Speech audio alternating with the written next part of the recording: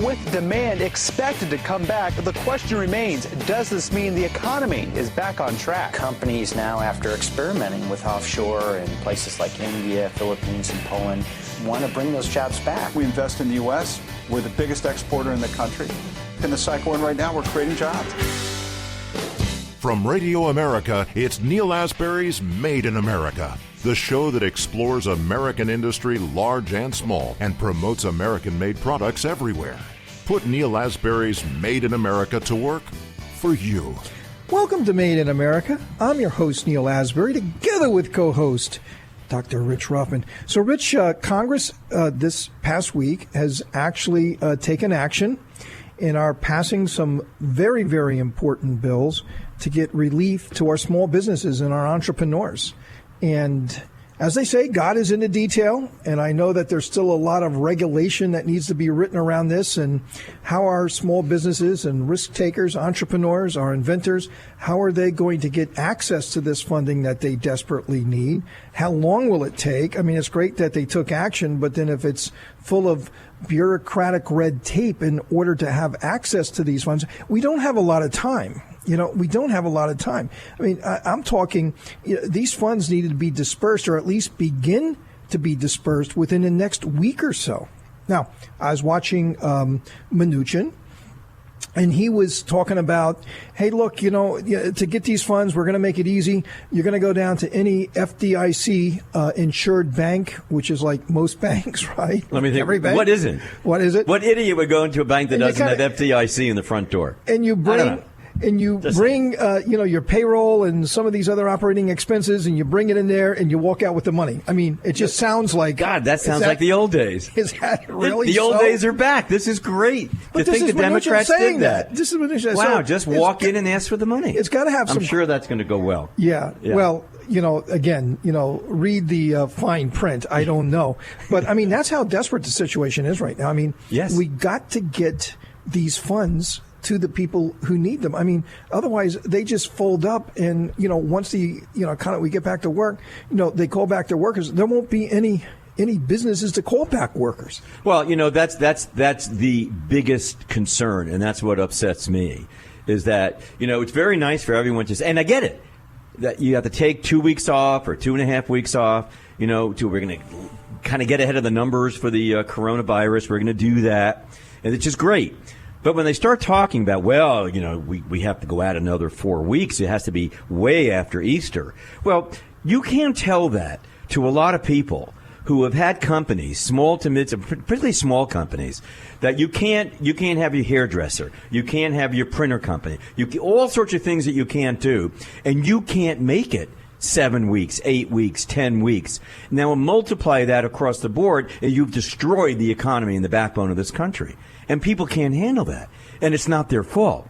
So, I mean, I have a lot of emotion about this, listening to the people say, well, it would just, one life isn't worth the economy. That's what I heard Cuomo say the other day. One life is not worth saving the economy. Really? Because I kind of think it's the other way around. Well, I mean, if that's the case, I mean, one life, is it worth the tobacco industry? One life, is it worth the alcohol industry? How about the car industry? How many people are killed every day by a car? Is it people die when they go on airplanes? How many people die from my Aunt Sophie's food? That's another thing that should be litigated right now.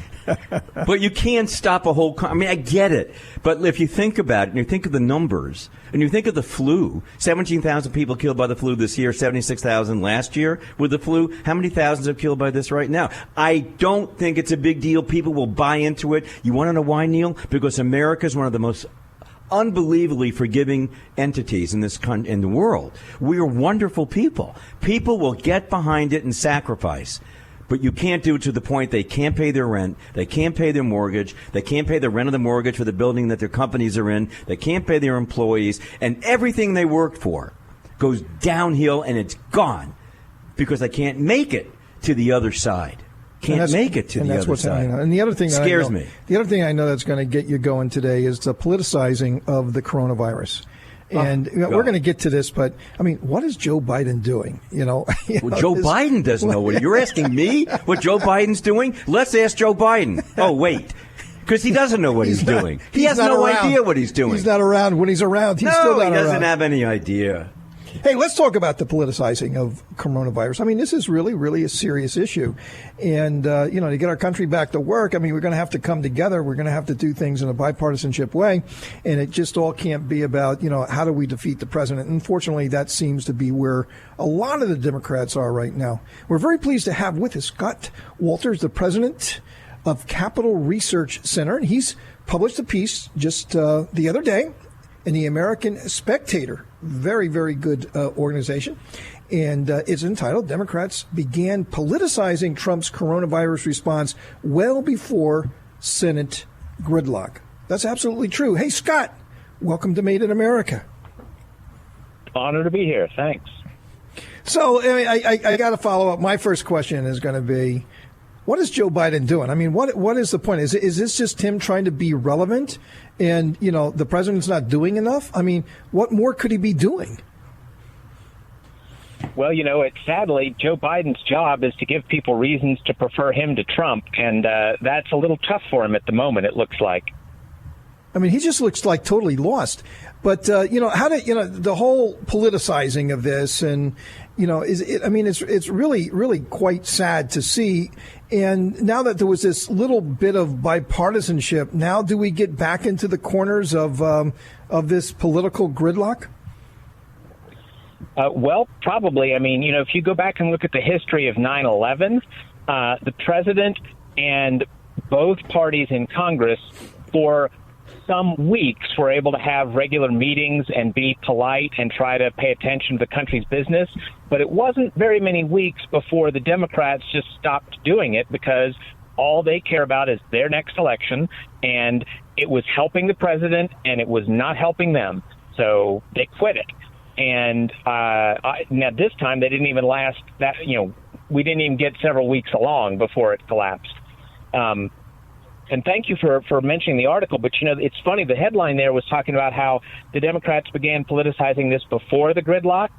Actually, the current gridlock, to a large extent, comes as a result of all that politicizing in the previous week or two, because they've got all their special interest groups so excited at the possibility of jamming all kinds of crazy ideas into this supposedly must-pass legislation that they're demanding that the Democrats not sign anything unless it has all their goodies in it.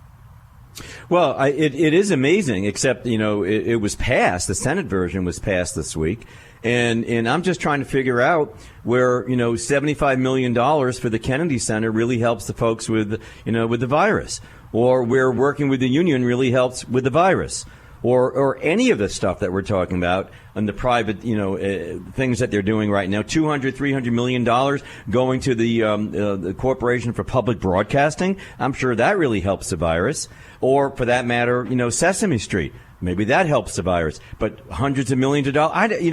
I find it astounding that the Democrats can say these things with impunity, and yet maintain the mantra that this president doesn't know what he's doing, doesn't, make stupid statements. They have Cuomo coming out every day now at 11-something in the morning, doing his press conference as if he's the president of the United States. Well, he's the guy that turned down 15,000 ventilators a few years ago. But that doesn't come out. And then we had Bernie, and Bernie. That's a whole nother story. I can't get into Bernie Sanders right now. That's another story. But then we have Biden. Biden's out there saying that, why doesn't this president act like a president? What's wrong with him? So, the whole concept is this president is stupid, doesn't know what he's saying. The governor of Nevada picks up that idea and then comes out with an executive order this week and says nobody can take the drugs that are actually working and saving lives anywhere in the world right now. Can't take it in Nevada. Why? Well, because Trump recommended it. Obviously, it has to be tested and vetted, and we have to make sure it's okay. NPR won't play the president in Seattle because they have to vet what the president says first, but they don't mind not vetting what they're saying or what Bernie's saying or what the Nevada governor is saying. I will tell you, you're right. It is so politicized right now, we couldn't win World War II. Nope. Just saying. So, Scott, where do we go from here? Well, the good news to me is that while the Democrats' money groups and special interest groups were pushing them really hard for all these crazy things, most of them got flushed out of the Senate bill, at least, because the outcry from the public was so great that Nancy Pelosi had to cave and say, well, okay, I guess it's okay for you to pass the Senate bill without much of that stuff. So, now it's hard to say since they now have to get it through the House. But I will tell you one thing to watch, because I don't think it's been reported on enough. The biggest sticking point that's left, I am hearing from my friends on Capitol Hill, is the Democrats will give up a lot of the goodies, but they want universal vote by mail. They want the federal government to require every state to allow every person to vote. I would have said citizen, but we know that doesn't matter. Every person to vote by mail, because they think that's the big kahuna for their vote fraud aspirations.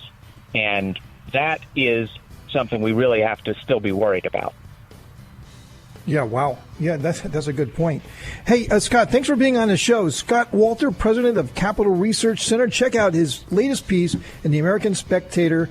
Democrats began politicizing Trump's coronavirus response well before Senate gridlock. How true. Scott, thanks for being on the show. Thank you. Coming up, Dr. Rothman and I still have a whole lot to talk about. Stay with us. Made in America.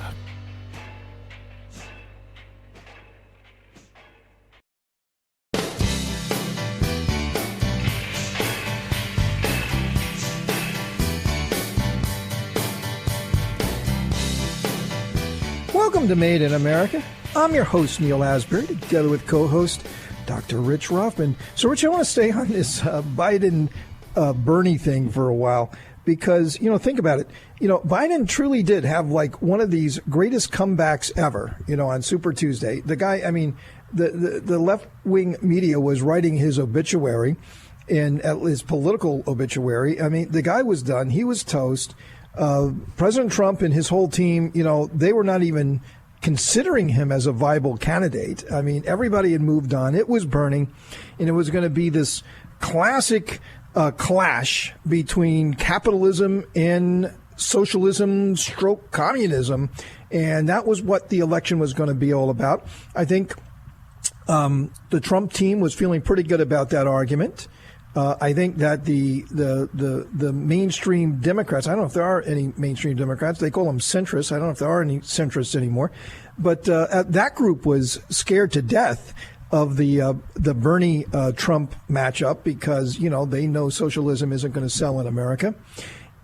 Certainly in the heartland of America, in those states that they must win to win the Electoral College, though they want to trash it, it's still going to be here, and it's still going to be here for a long, long time, so get over it.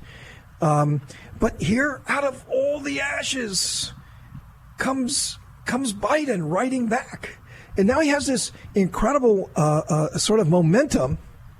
And, he's going to win a couple more states. He's going to win, well, he did win Florida, and, it's kind of like, okay, this thing is over. And right there, you talk about being saved by the bell. Bernie's been saved by the bell. It was all over. But the guy says, okay, look, I'm in this. And why not be in it, right? Because who knows what's going to happen a month from now? Who knows if Biden's even going to be coherent in a month from now? It doesn't look very coherent when he's doing all of these briefings. They're pretty comical and to watch him. He just looks old. He just looks feeble. He just doesn't look like he's up to the challenge. And people are seeing this. Maybe that's what the Democrats want to do. They just want to keep him locked up somewhere in hope that they just bring him out, crazy Uncle Tony. That's who it is. 2 weeks before the election. Yeah, dust him off. Got to dust him off. He doesn't have to say anything, and the guy will get elected.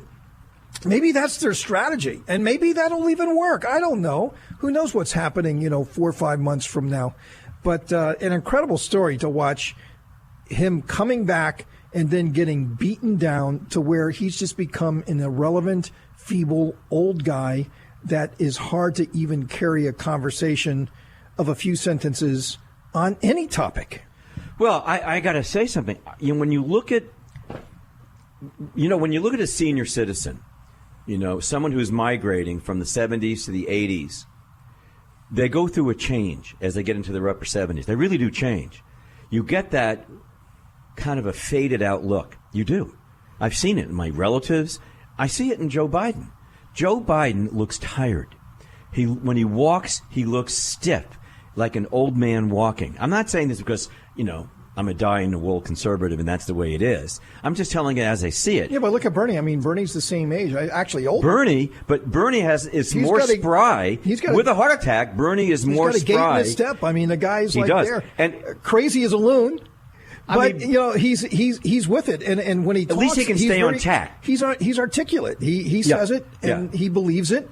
And though because he knows what he's talking about. But you look at the guy, and he says, "Wow, the guy really's got his thing down." I mean, this is coming from the heart. Maybe a really strange heart, but at least it's coming from the heart. But you just don't get that at all. I don't get that. The thing that intrigued me this week when he was doing his press thing about the virus, and he couldn't keep up with the teleprompter, and then when the teleprompter stalled, oh my God, he was like lost. He couldn't even speak extemporaneously. Neil, he couldn't do it, and so. I don't think, in all honesty, I'm telling you, and I'm telling the audience straight out, I look at him and I say, how could this man, he can't even handle a debate with Trump, no less handle dealing with anybody in the world. He can't do it. He can't stay mentally attuned to what needs to be done in the most difficult office in the world, this is being the president.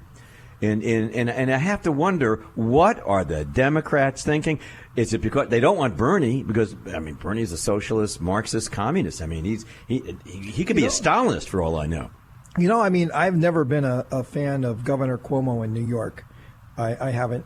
I liked his father when I was young. I liked his father. Yeah. He sounds just like his father. Yeah. If Frank Gorshin was still alive, he'd do stand up about Cuomo. He would do it. He's got that real New York accent. Yeah. He would do that. But I must confess. Yes, my son. Confess. If you want to.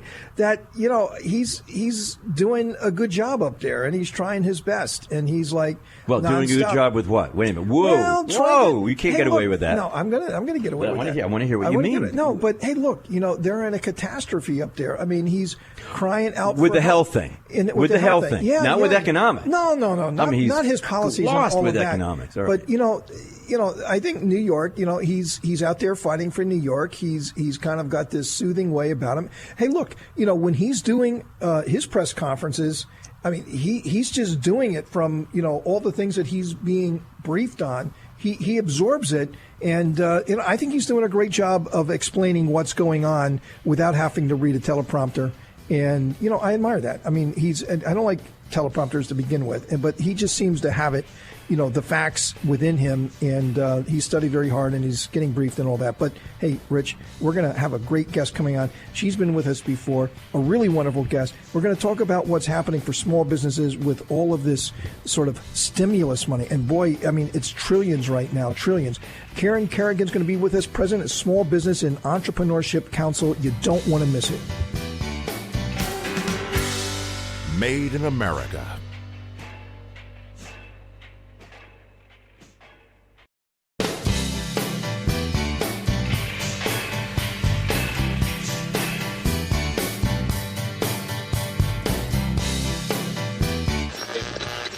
Sharply higher at the open, stocks continued to perform well over the course of the day Tuesday. And I think that bodes well here over the next couple of years for having bigger demands coming to this country. Now, more of Neil Asbury's Made in America. Welcome to Made in America. I'm your host, Neil Asbury, together with co-host Dr. Rich Ruffin. So at the beginning of the show, we talked about all of this stimulus money, needed for our small businesses and our entrepreneurial community. So many are just hanging on a thread, and that thread is getting very, very bare, and something's going to have to happen. And this money is going to have to be in the hands of the people who need it very quickly. We're calling it disaster loans.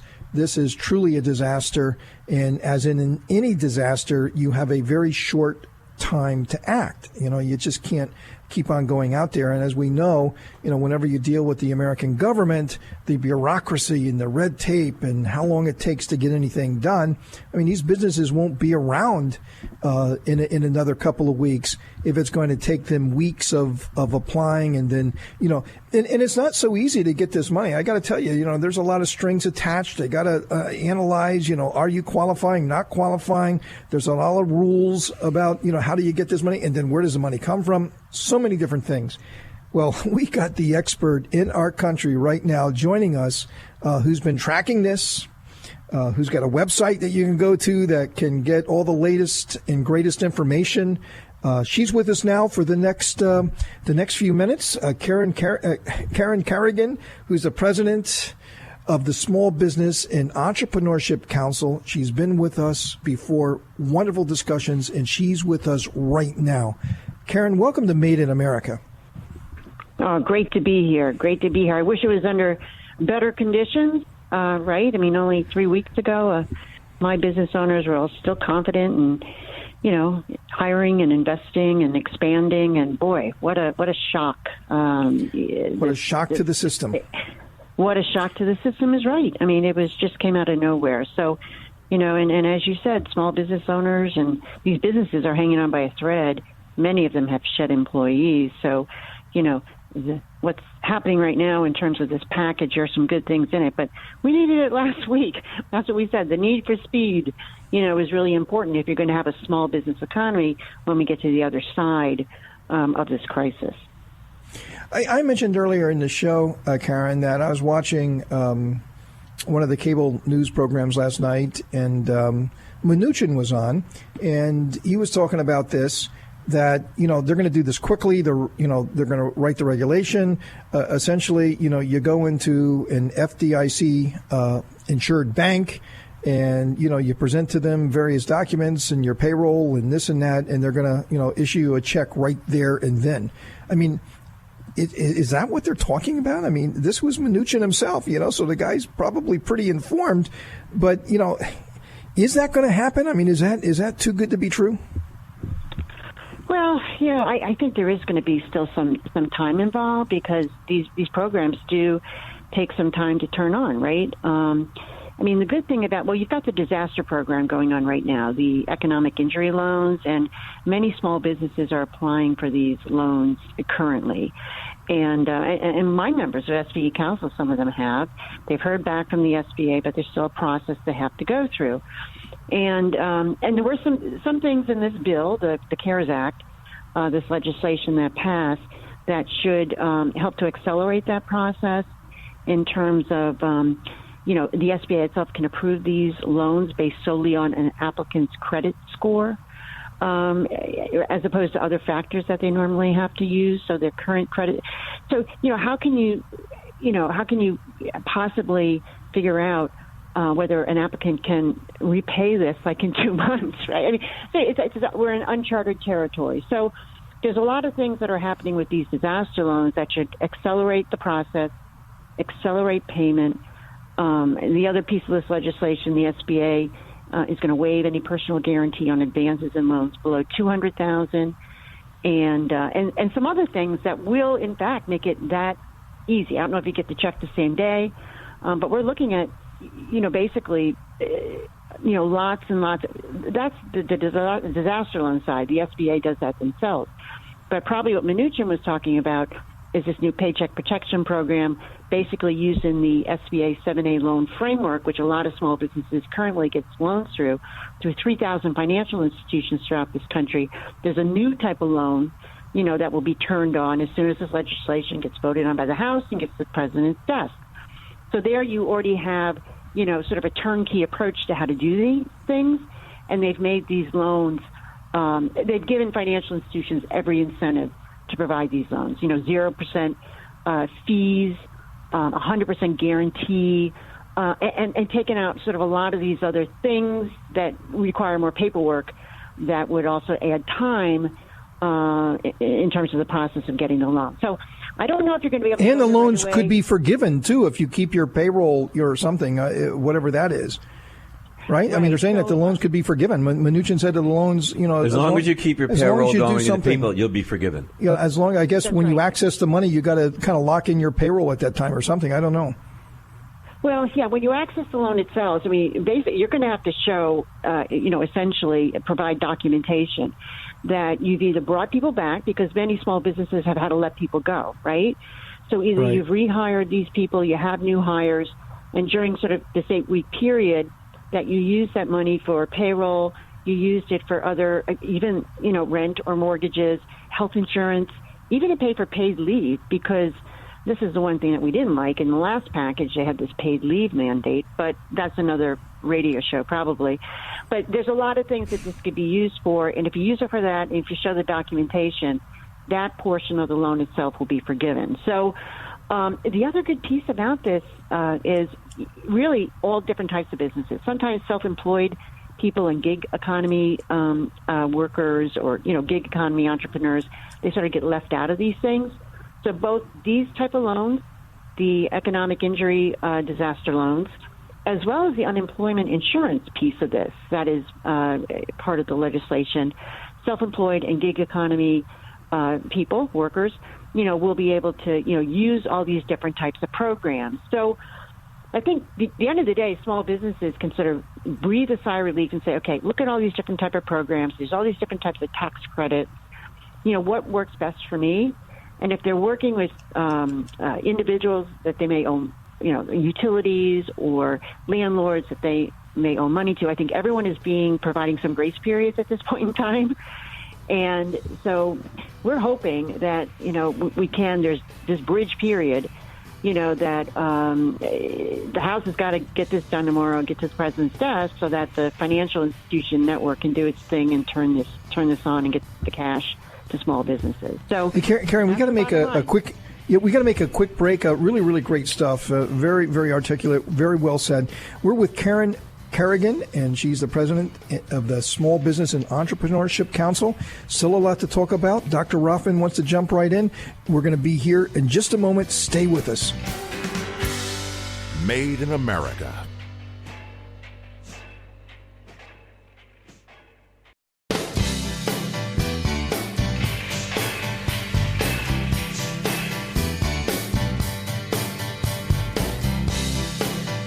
Welcome to Made in America. I'm your host, Neil Asbury, together with co-host Dr. Rich Rothman, and we are together with Karen Kerrigan. She's the president of the Small Business and Entrepreneurship Council, and we're talking about the various funds that's available for our small businesses. And a small business by the SBA, the U.S. government, is any business with less than 500 employees. So to some people that might not sound like a small business, but it's still a small business, and we need to get them back in the game. So, Rich, it's always about the fine print, right? I mean, it's always about the fine print and what's included and what's not included, and the traps, that's in there. You got to run the traps. I mean, if you talk about, right now, I mean, we've been going through this now for the last couple of weeks, right? And so many companies have had to respond, like 2 weeks ago, 3 weeks ago, because, hey, they're shutting us down. They're telling us we can't be open. They told us that, you got to stay at home and stay in place and all these different things. And already so many businesses have been hurt and many, many employees have been laid off. So, if they say you can't lay off any employees, from 3 weeks ago, I mean, that damage has been done. Now, I'm not saying that, but, things that I've read says that, it's going to be stringent. It's going to be tough. And I just hope that, they've taken in consideration that many companies are desperate and there's not a one size fits all here. Yeah. Well, what I found amazing this week when the numbers came out for the unemployment claims, first-time claims, and 3.3 million. 3.3 million. So those workers slightly over what it was last time. My point is that those workers have already been laid off. I mean, there's millions of people that's been laid off, and not everybody's applied yet. The number is going to be 10 million. Oh, of course. What I found before this whole thing is signed, it's going to be 10 million. Yes. But what do you expect? I was listening to the talking heads on Wall Street, which we do all the time on whatever, anywhere from Maria Bartiromo in the morning and others, Barney and company. I love Barney. and they're like, oh my God, look at that number. It's like, well, what did you expect? You close the country down. When you close the country down, there are things that are going to happen as a result. There are consequences of closing a country. I'll give you an example. The Biltmore Hotel in Miami, in Coral Gables. Great hotel, right? They closed down. 500 people let go in one day. Boom. Right there. Now multiply that around the United States. So, yeah, I'm not stunned that there are 3 million people that file complaints. I'm not going to be stunned when another 3 million people file it next time when they release the numbers. Because that's what happens when people don't work and they're being let go.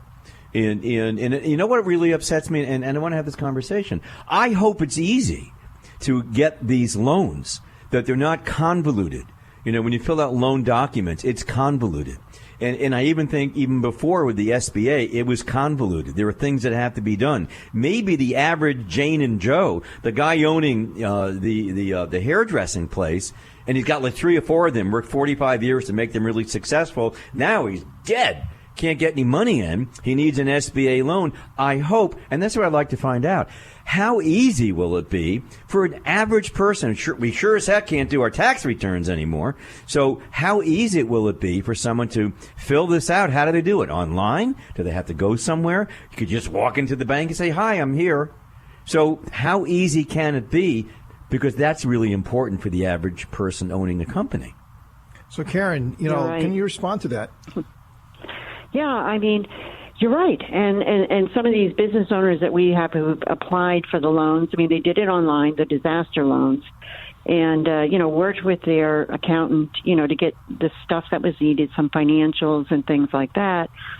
But it seems to me that this next round of and the SBA has done all it can from an administrative power authority perspective to streamline the process. There's a lot of things that are in statute that Congress has to change, and they've done it through this legislation to streamline that process and make it a lot easier. What I'd like to see, too, is the U.S. Treasury. They said they're going to use lenders of all sorts, and they're going to allow all types of lenders.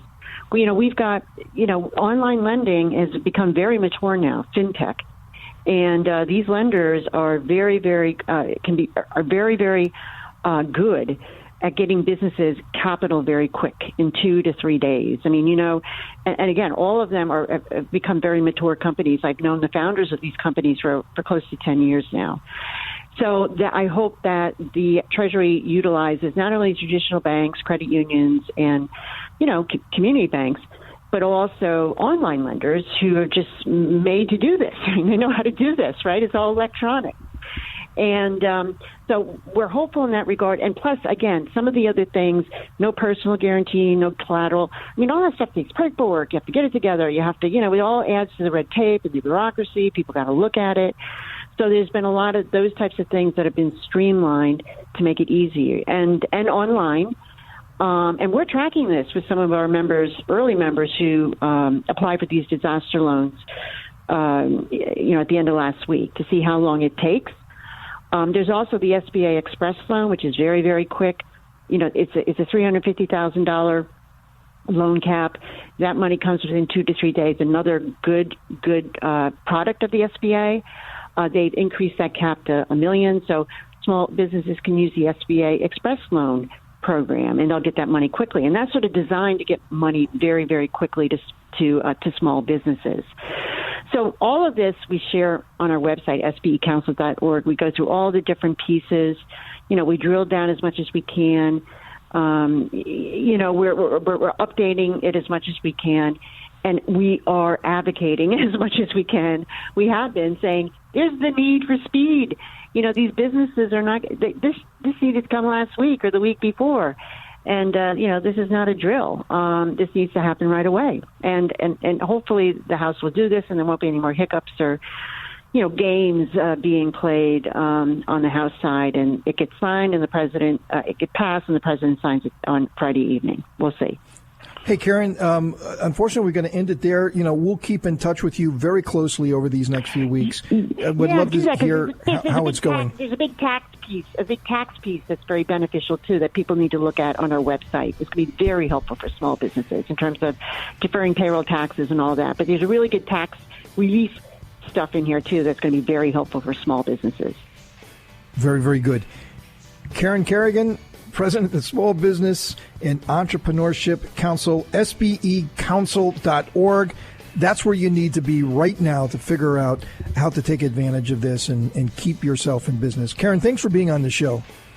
You bet. Thank you all. Coming up, Dr. Rothman and I are going to have some final thoughts for the day. Made in America.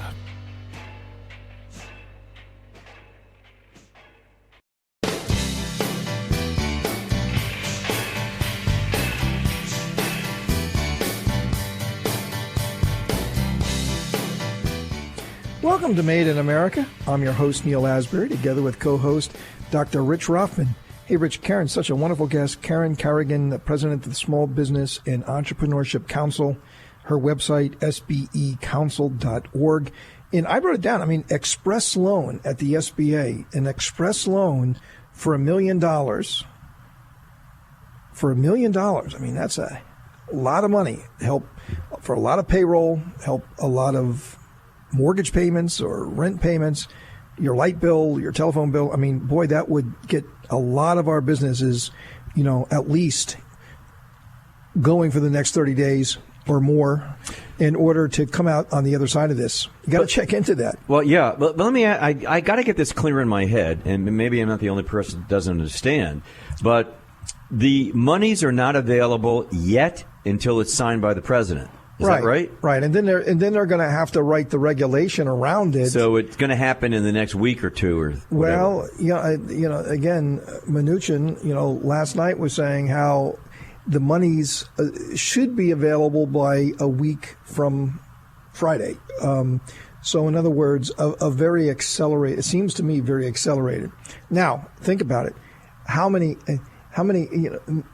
I'm talking millions, right? I mean, millions, not dollars, but millions of companies are going to be applying for this. I mean, is there enough people to even read these applications? Wow, that's a good question. Is the infrastructure in place to even read these things? Process this stuff? To process it. Because there's conditions, how many employees did you have on this date? How many employees do you have on that date? How many employees are you bringing back? Are they making this amount of money or are they making that amount of money? It's not like there's a lot of detail here, right? So it's not free money. It shouldn't be free money. So, okay, there's an application and you got to do that. I just hope it's just not so restrictive and there's not traps and everything else in it. But then somebody else has to review it, I guess, right?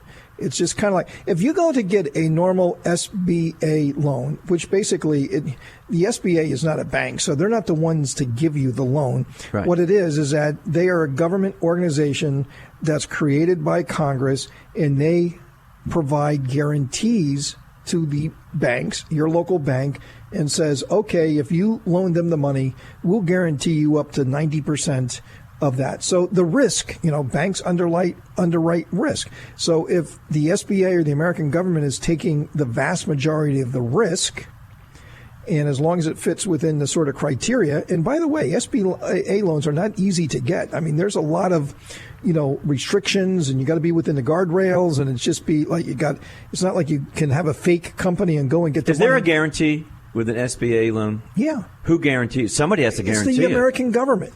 It's created. But you don't personally guarantee the SBA. Well, I it think depends. You do. It depends. On some loans you do and some loans you don't, right? Some loans you do. And it really depends on, how you're capitalized, the amount of leverage that you have on your business, the sort of cash flows you have. There's different hurdles you got to go through. But many entrepreneurs are willing to make that personal guarantee because, what are they guaranteeing? I mean, they got everything in their company. So, if the company goes bust, they're bust already. So what more can you do? But it's not a personal guarantee. You can make a personal guarantee, and sometimes they're waived. Now, what Karen just said, that the personal guarantee on many of these loans have been waived, meaning that there would be, but in this circumstance, there's not, right?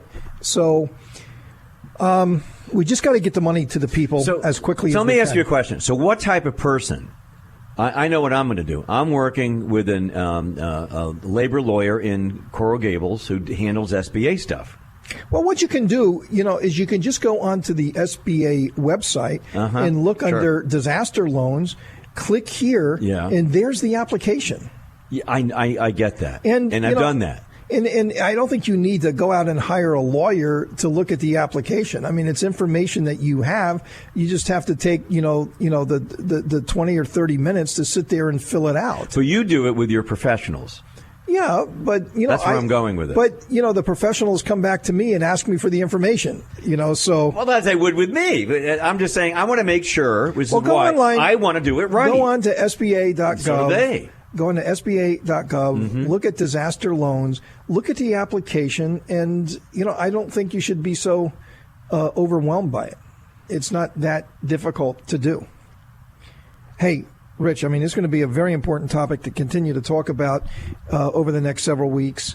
But we're going to have to continue talking about it next time because, unfortunately, we're out of time for today.